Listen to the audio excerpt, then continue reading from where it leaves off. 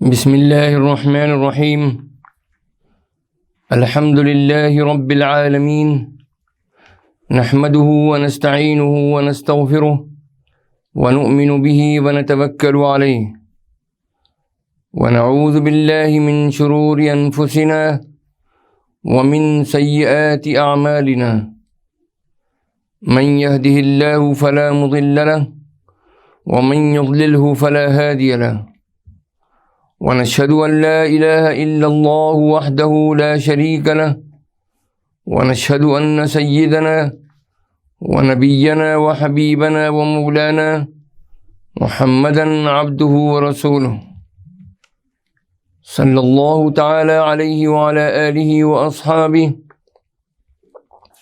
وأزواجه وذرياته وجميع أهل بيته وبارك وسلم تسليما كثيرا كثيرا أما بعد فأعوذ بالله من الشيطان الرجيم بسم الله الرحمن الرحيم رب اشرح لي صدري ويسر لي أمري واحلل عقدة من لساني يفقهوا قولي صدق الله العظيم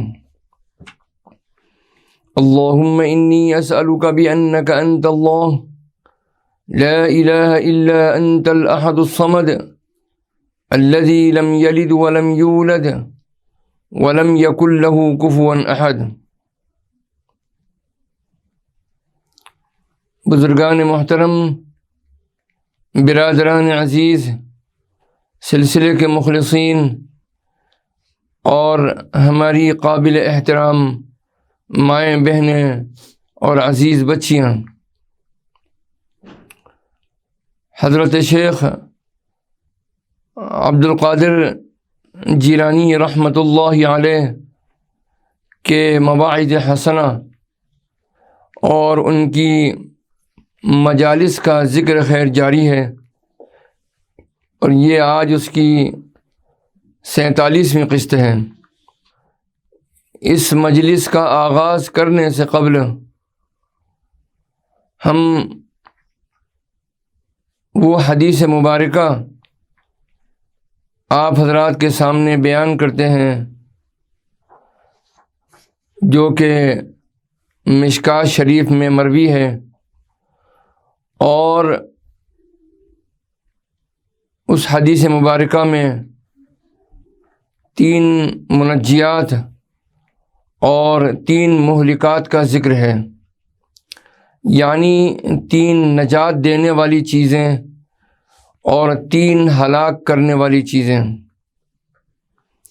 یہ حدیث مبارکہ باب الغضب والکبر میں مشکوٰۃ شریف میں آئی ہے، اور یہ مروی ہے حضرت ابو ہریرہ رضی اللہ تعالی عنہ سے۔ عن ابی ہریرہ رضی اللہ تعالی عنہ ان رسول اللہ صلی اللہ علیہ وسلم قال: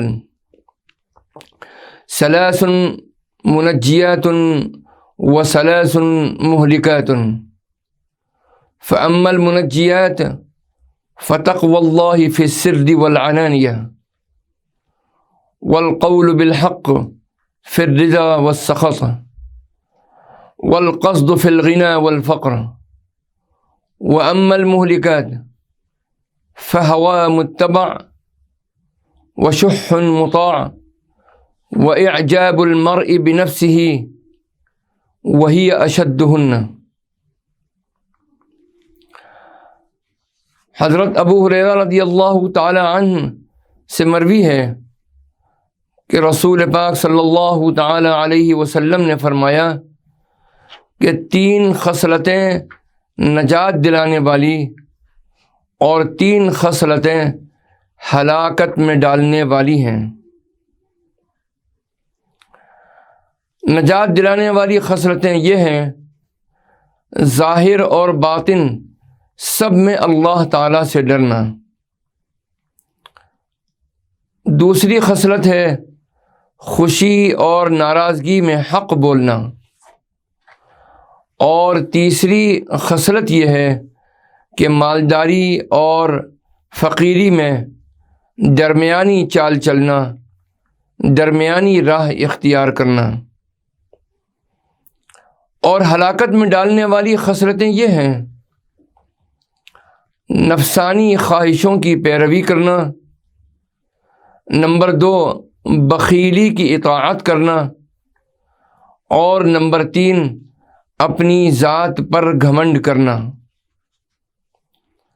اور یہ تینوں میں سب سے زیادہ سخت ہے، یعنی اپنی ذات پر گھمنڈ کرنا یہ سب سے زیادہ ہلاکت میں ڈالنے والی خصلت ہے۔ اب ہم تھوڑا سا اس کی تفصیل بیان کرتے ہیں۔ نجات دلانے والی 3 خصلتیں اس حدیث مبارکہ میں بیان کی گئی ہیں۔ پہلی خصلت ہے اللہ تعالیٰ سے ظاہر و باطن میں ڈرنا، جسے ہم تقویٰ کہتے ہیں۔ ظاہر ہے کہ خوف الہی تمام نیکیوں کے کرنے اور تمام گناہوں سے بچنے کا سرچشمہ ہے۔ جب تنہائی اور مجمع، ظاہر و باطن، ہر جگہ ہر حال میں بندہ جب خدا سے ڈرتا ہے اور ڈرتا رہے گا تو یقیناً وہ ہر جگہ اور ہر حال میں وہی کام کرے گا جس سے اللہ تعالیٰ راضی ہو اور خوش ہو، اور ان تمام باتوں سے بچے گا جن سے اللہ تعالیٰ ناراض ہو۔ ظاہر ہے کہ جس شخص کا یہ حال ہوگا وہ انشاءاللہ تعالیٰ ضرور دونوں جہان کے عذاب سے نجات پائے گا۔ دوسری خصلت ہے نجات دلانے والی حق بولنا۔ اسی طرح جو شخص اس خصلت کا عادی بن جائے گا، وہ خوشی کی حالت میں ہو یا ناراضگی کی حالت میں ہو، ہر جگہ ہر حال میں وہ حق بات ہی بولے گا، تو وہ گناہوں کی باتوں سے ہمیشہ محفوظ رہے گا اور اپنی اس حق گوئی پر جہاد کے ثواب کا مستحق ہوگا۔ لہذا انشاءاللہ تعالی وہ عذاب دارین سے نجات پائے گا۔ تیسری خصلت ہے جو بیان کی گئی ہے اس حدیث مبارکہ میں نجات دلانے والی خصلتوں میں، ان میں ایک خصلت ہے درمیانی چال، یعنی درمیانی راہ اختیار کرنا۔ یعنی امیری اور فقیری دونوں حالتوں میں جو درمیانی چال چلے گا تو ظاہر ہے کہ وہ دونوں حالتوں میں گناہوں سے بچے گا، جس کا ثمرہ دونوں جہان کے عذابوں سے بچنا ہے۔ واللہ اعلم بالصواب۔ اللہم انفعنا، اللہم وفقنا لما تحب وترضى واجعل آخرتنا خیرا من الاولى۔ اب ہم بیان کرتے ہیں ان 3 خصلتوں کے بارے میں ہلاک کر دینے والی خصلتوں میں شامل کیا گیا ہے۔ پہلی خصلت ہے خواہش نفس کی پیروی کرنا اور اس کی اتباع کرنا۔ نفس امارہ کی پیروی ہی تمام گناہوں کی جڑ ہے۔ قرآن مجید نے بہت ہی واضح الفاظ میں ارشاد فرمایا ہے، ان النفس لامارۃ بالسوء، یعنی نفس امارہ کا تو کام ہی یہ ہے کہ وہ انسان کو ہمیشہ گناہوں کا حکم دیتا رہتا ہے اور مصیبتوں پر ابھارتا رہتا ہے، اور ظاہر ہے کہ معصیت اور گناہ ہلاکت کے سوا اور کس چیز کا سبب بن سکتی ہے۔ دوسری خصلت جو ہلاکت میں ڈالنے والی ہے وہ ہے بخیلی کی اطاعت، یعنی بخل کی اطاعت۔ بخیلی کی اطاعت بھی ہر قسم کی نیکیوں سے روکنے والی ہے، اور بخیل کو دنیا و آخرت میں کہیں بھی آرام و راحت نصیب نہیں ہو سکتا۔ دنیا میں بھی وہ طرح طرح کی تکلیفیں اٹھاتا ہے، اور آخرت میں تو جہنم کے سوا اس کا کوئی ٹھکانہ ہی نہیں ہے۔ میرے عزیزوں اور دوستو، تیسری خصلت جو اس حدیث مبارکہ میں بیان کی گئی ہے اور جس کو ہلاک کرنے والی اور ہلاکت میں ڈالنے والی خصلت میں شامل کیا گیا ہے، وہ ہے اپنی ذات پر گھمنڈ کرنا۔ اپنی ذات پر گھمنڈ یعنی اپنے آپ کو سب سے اچھا سمجھنا، یہ بھی عذاب دارین کا سبب ہے، اور یہ تو وہ ہولناک گناہ اور خوفناک معصیت ہے کہ ابلیس اسی وجہ سے انا خیر منہ کے گھمنڈ میں مارا گیا اور ذلیل کر کے جنت سے نکالا گیا، اور قیامت تک خالق کائنات اور اس کی تمام مخلوقات کی لعنتوں میں گرفتار رہے گا۔ تو میرے عزیزوں اور دوستوں، وہ تمام خصلتیں جو کہ ہم کو اللہ سے قریب کرنے والی ہیں، جن کا کہ ذکر اس حدیث مبارکہ میں کیا گیا ہے، ان تمام خصلتوں کو اپنے اندر پیدا کرنے کی کوشش کرنی چاہیے، اور ان تمام خصلتوں سے بچنا چاہیے جو کہ ہم کو ہلاکت میں ڈالنے والی ہیں، دنیا و آخرت کی بربادی کا سبب ہے۔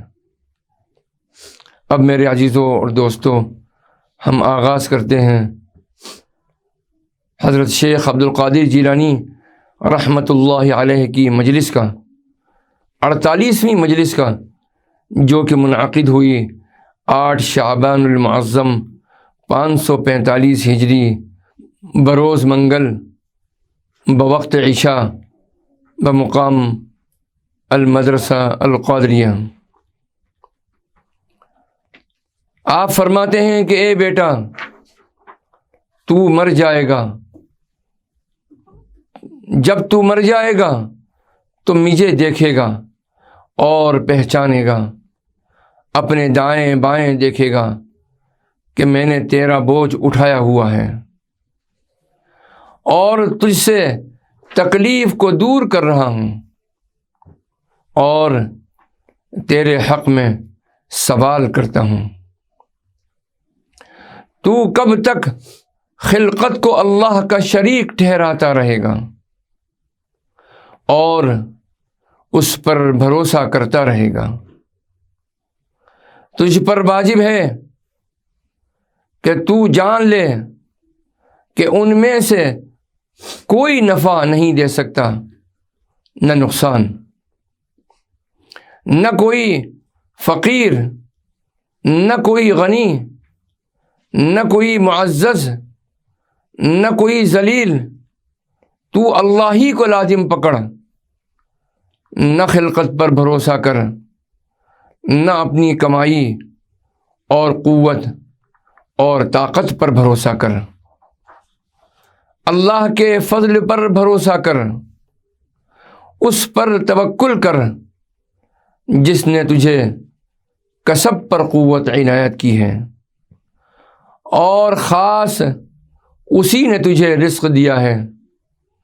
جب تو ایسا کرے گا تو وہ تجھے اپنے ساتھ سیر کرائے گا، تجھے اپنے عجائبات قدرت و عجائبات علم ازلی دکھائے گا، تیرے قلب کو اپنی طرف ملا لے گا۔ اس ملاقات کے بعد وہ تجھے گزرے زمانے کی یاد دلائے گا، جس طرح کہ وہ جنت میں اہل جنت کو دنیا یاد دلائے گا۔ جب تو سبب کے جال کو توڑ دے گا تو سبب پیدا کرنے والے کی طرف پہنچ جائے گا۔ جب تو اپنی عادت کے خلاف کرے گا تو تجھ سے خلاف عادت ظاہر ہوگا۔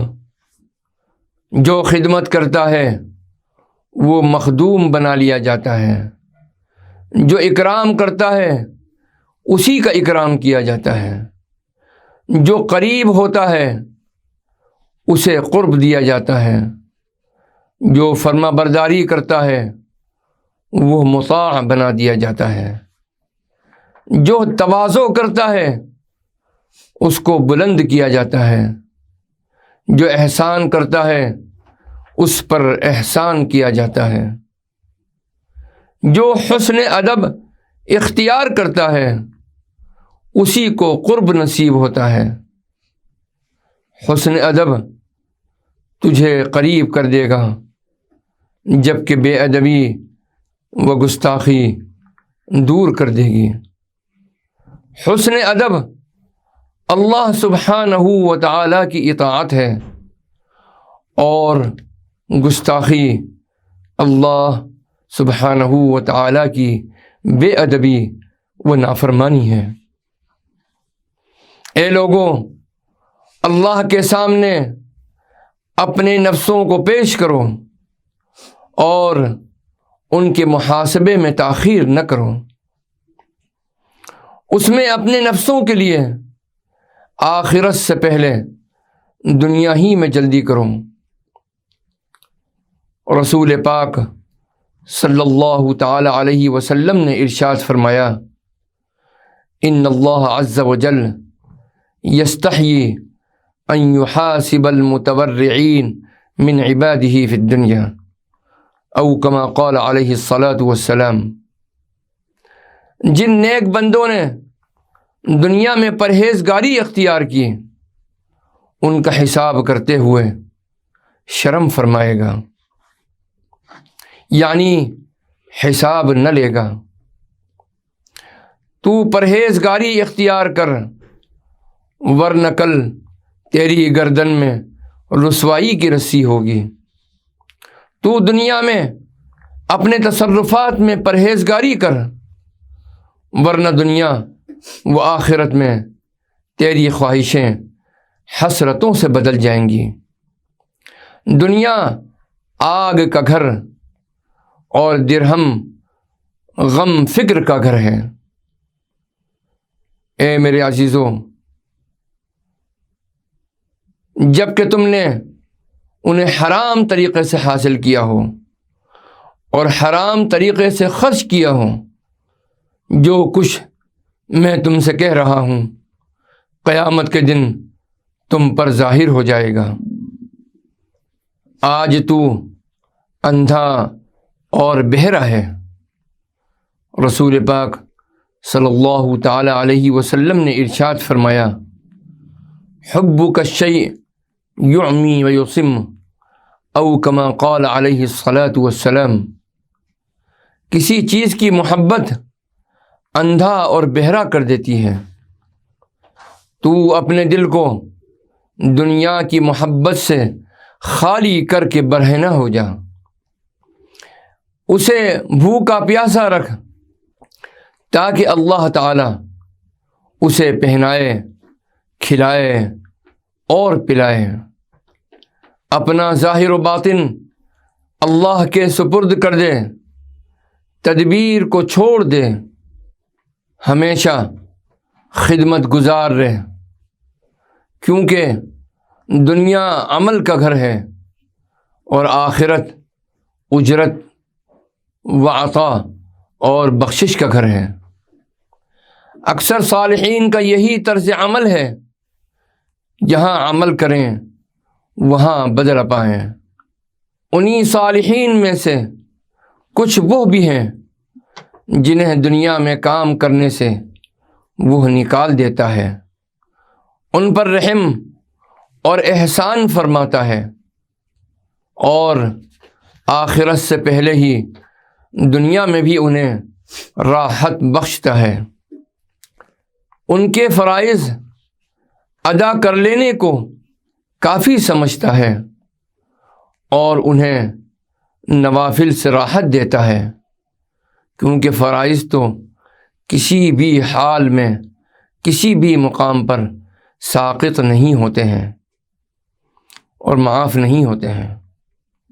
ایسا مرتبہ ہزاروں بندگان خدا میں سے کسی ایک کا ہی ہوتا ہے اور وہ بہت ہی کامیاب ہے۔ اے بیٹا، زہد کر اور دنیا سے منہ پھیر لے، دنیا میں ہی راحت پائے گا، اور دنیا سے جو کچھ تیرے نصیب میں ہوگا وہ تجھ تک ضرور پہنچے گا اور پہنچ کر رہے گا۔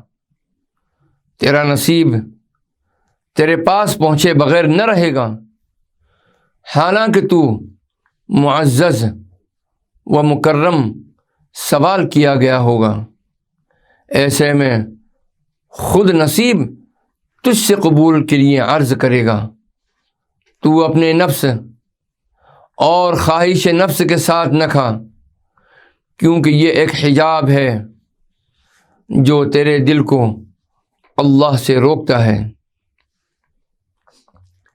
مومن اپنے نفس کو اپنے نفس کے لیے نہ کھلاتا ہے اور نہ پہناتا ہے اور نہ کوئی فائدہ پہنچاتا ہے، بلکہ کھاتا ہے کہ اللہ کی اطاعت پر قوت حاصل ہو۔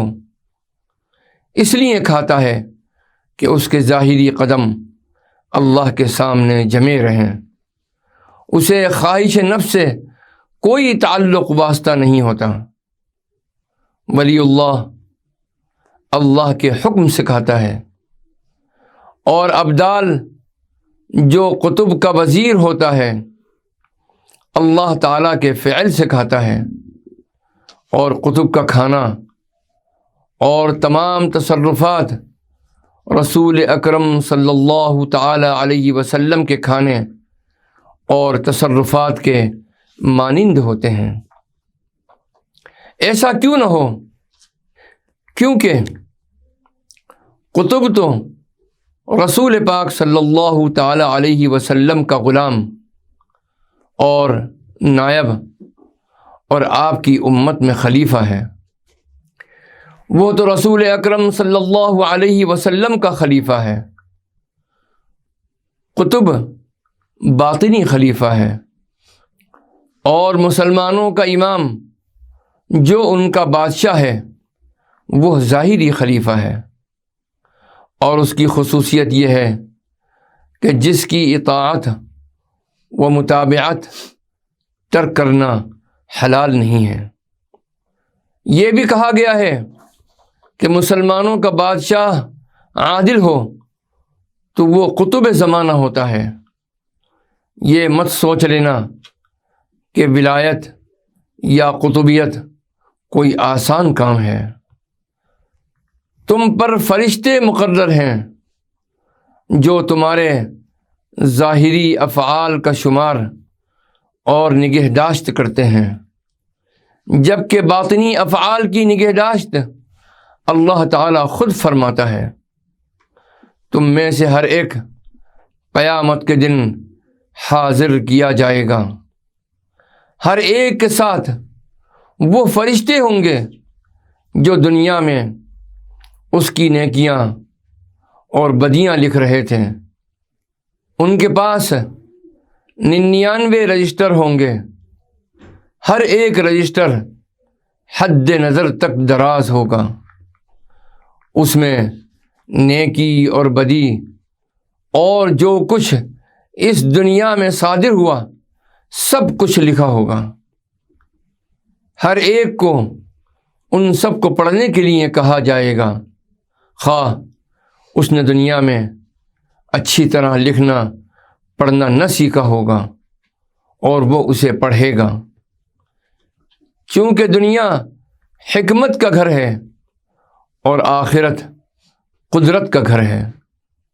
دنیا اسباب و ذرائع کی محتاج ہے، آخرت کو اس کی کوئی ضرورت نہیں۔ اگر کوئی دفتر کے لکھے سے انکاری ہوگا تو اس کے اعضاء بول کر اس کے لکھے کی تصدیق کریں گے۔ ہر ایک عضو نے جو کچھ دنیا میں کیا اس پر الگ الگ بات کرے گا۔ تم ایک بڑے امر کے لیے پیدا کیے گئے ہو اور تمہیں اس کی خبر نہیں۔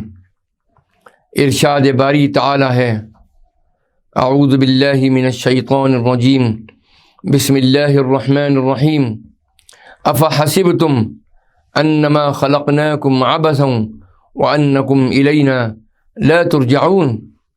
یہ سورہ مومنون کی آیت ہے۔ اللہ تعالیٰ ارشاد فرماتے ہیں، تمہارا یہ خیال ہے کہ ہم نے تمہیں بیکار پیدا کیا ہے اور تم ہمارے پاس لوٹ کر نہیں آؤ گے۔ اللہ سبحانہ و تعالی ہم سب پر اور پوری امت مسلمہ پر کرم فرمائے اور ان مبارک تعلیمات پر عمل کرنے کی توفیق عطا فرمائے۔ اب ہم آغاز کرتے ہیں 49ویں مجلس کا، جو کہ منعقد ہوئی 21 شعبان المعظم 545 ہجری بروز جمعہ بمقام المدرسہ القادریہ۔ حضرت شیخ عبد القادر جیلانی رحمۃ اللہ علیہ ارشاد فرماتے ہیں کہ حضرت عبداللہ بن مبارک رحمۃ اللہ علیہ کے پاس ایک سائل آیا۔ اس نے کھانے کی چیز کا سوال کیا۔ آپ کے یہاں 10 انڈوں کے سوا اور کوئی چیز نہ تھی۔ آپ نے خادمہ سے فرمایا کہ سب انڈے سائل کو دے دو۔ اس نے اسے 9 انڈے دے دیے اور ایک چھپا لیا۔ غروب آفتاب کا وقت ہوا تو کسی نے آپ کا دروازہ کھٹکھٹایا اور کہا، یہ ٹوکری لے جاؤ۔ آپ خود دروازے پر گئے، اس سے ٹوکری لے کر دیکھا، اس میں انڈے تھے۔ گنے تو وہ انڈے 90 تھے۔ آپ نے خادمہ سے پوچھا، تو نے سائل کو کتنے انڈے دیے تھے؟ اس نے بتایا کہ میں نے سائل کو 9 انڈے دیے تھے، ایک آپ کے روزہ افطار کے لیے رکھ لیا تھا۔ حضرت عبداللہ ابن مبارک رحمۃ اللہ علیہ نے فرمایا، تو نے ہمیں 10 انڈوں کا نقصان دیا۔ اے میرے عزیزوں، اولیاء اللہ کا اپنے رب کے ساتھ ایسا ہی معاملہ ہوتا ہے۔ جو کچھ بھی قرآن و حدیث میں آیا ہے اس پر ایمان رکھتے تھے اور اس کی تصدیق کرتے تھے۔ وہ قرآن کے بندے تھے۔ اپنی حرکات و سکنات اور اپنے لین دین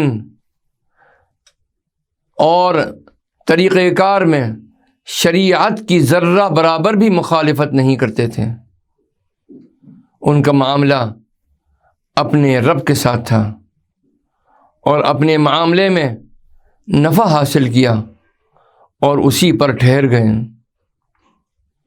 اپنے رب کا دروازہ کھلا دیکھ کر اس میں داخل ہو گئے، جبکہ غیر کا دروازہ بند دیکھ کر اسے چھوڑ دیا۔ غیر اللہ کے مقابلے میں اللہ کی موافقت کی، اللہ کے مقابلے میں غیر اللہ کی موافقت نہیں کی۔ جس سے اللہ نے نفرت کی انہوں نے اس سے نفرت کی، اور جس سے اللہ نے محبت کی انہوں نے اس سے محبت کی۔ سبحان اللہ۔ اسی لیے بعض اولیاء اللہ نے فرمایا کہ خلقت میں اللہ کی موافقت کرو اور اللہ کو خلقت کے موافق نہ بناؤ۔ جسے توڑا ہے ٹوٹا رہنے دو، جسے جوڑا ہے جڑا رہنے دو۔ اولیاء اللہ ہمیشہ اللہ تعالیٰ کے طرفدار رہے ہیں، اپنے اور غیر کے مقابلے میں اس کی مدد کرتے ہیں، اللہ تعالیٰ کے معاملے میں کسی کی ملامت کرنے والے کی ملامت سے ڈرتے نہیں ہیں، شریعت اور اللہ کی حدیں قائم کرنے میں کسی سے خوف نہیں کھاتے ہیں۔ اے بیٹا، جو ہوس تیرے اندر ہے اور جو ہوس تیرے اوپر مسلط ہے اسے چھوڑ دے، اور اولیاء اللہ کی ان کے افعال و اقوال میں ان کی تابع داری کر، جن مقامات پر وہ پہنچے ہوئے ہیں جھوٹے دعوے کر کے وہاں پہنچنے کی تمنا نہ کر۔ جیسے انہوں نے بلا پر صبر کیا ہے تو بھی صبر کر، اگر مصیبتیں اور آفتیں نہ ہوتی تو سبھی لوگ عابد و زاہد بن جاتے ہیں، لیکن ان پر جب مصیبت آتی ہے تو اس پر صبر نہیں کرتے، بلائیں دروازہ الہی اور ان کے درمیان حجاب ہو جاتی ہیں اور وہ محروم رہتے ہیں۔ جو بندہ اللہ کے لیے صبر نہ کرے اس کے لیے عطا نہیں ہے۔ جب رضا و صبر نہ ہوں گے تو یہ اس کی عبودیت سے تیرے نکل جانے کا سبب بن جائے گا۔ اللہ تعالیٰ کا ارشاد گرامی ہے حدیث قدسی میں، من لم یرض بقضائی ولم یصبر علی بلائی فلیتخذ الہا سوائی، او کما قال علیہ الصلاۃ والسلام۔ جو شخص میری قضا پر راضی نہیں اور میری بلا پر صبر نہ کرے اسے چاہیے کہ میرے سوا کوئی اور معبود بنا لے۔ اللہ سبحانہ و تعالی ہمیں ہر بلا پر صبر کرنے کی توفیق عطا فرمائے، ہر آزمائش کو خوشی کے ساتھ برداشت کرنے اور جھیلنے کی توفیق عطا فرمائے، اور اس پر جو اجر اللہ تعالیٰ کی طرف سے مرتب ہونے والا ہے اور جو انعام صبر کے نتیجے میں اللہ تعالیٰ سے ملنے والا ہے، اللہ اس پر ہم کو یقین کرنے کی توفیق عطا فرمائے۔ آمین یا رب العالمین، والصلاة والسلام علی النبی الکریم، والسلام علیکم ورحمۃ اللہ وبرکاتہ۔ بسم اللہ الرحمن الرحیم۔ اللہم صلی علی سیدنا و مولانا محمد وعلی آل سیدنا و مولانا محمد وبارک وسلم۔ اللہم انت السلام ومنک السلام تبارکت یا ذا الجلال والاکرام۔ ربنا علیک توکلنا وإلیک انبنا وإلیک المصیر۔ اللہم انصرنا ولا تنصر علینا، اللہم انصرنا علی اعدائنا وعلى أعداء الإسلام والمسلمين۔ اللهم انصرنا على الكفار واليهود والنصارى والمشركين والمنافقين والحاسدين والساحرين والظالمين والشياطين، اللهم شتت شملهم، اللهم مزق جمعهم، اللهم خالف بين كلمتهم، اللهم زلزل أقدامهم، اللهم إنا نجعلك في نحورهم ونعوذ بك من شرورهم يا رب العالمين۔ ربنا تقبل منا إنك أنت السميع العليم وتب علينا إنك أنت التواب الرحيم، وصلى الله تعالى على خير خلقه سيدنا محمد وعلى آله وأصحابه أجمعين برحمتك يا أرحم الراحمين۔